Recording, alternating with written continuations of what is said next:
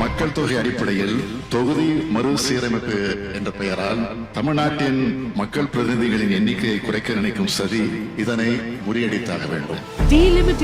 தொகுதி மறுசீரமைப்பு. The delimitation plan of the center.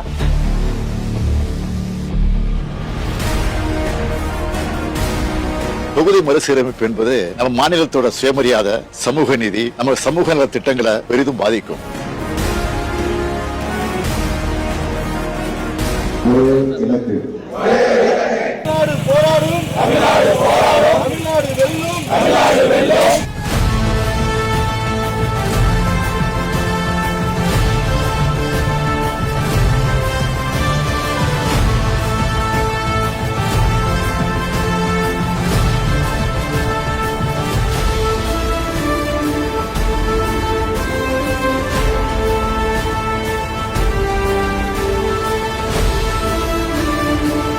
இந்திய அரசியல் வரலாற்றில் ஒரு மாநிலத்தில் இருக்கும் ஆட்சி செய்யும் ஒரு கட்சியினுடைய அழைப்பை ஏற்று இத்தனை இயக்கங்கள், கட்சிகள் வந்திருப்பது இக்கூட்டத்தின் மாபெரும் சிறப்பு.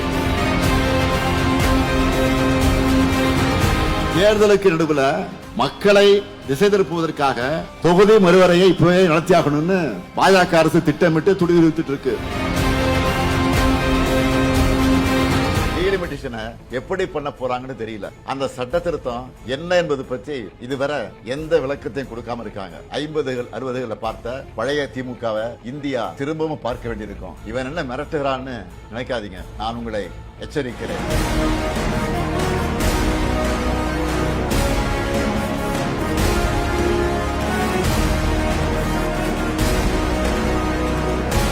தமிழ்நாட்டோட குரலை உங்களால நசுக்க முடியாது, உரிமைகளை பறிக்க முடியாது. தமிழ்நாட்டில் மண், மொழி, மானத்துக்கு எப்போல்லாம் ஆபத்து வருதோ தமிழ்நாடு தன்னோட உரிமைகளுக்காக சண்டை செய்யும்.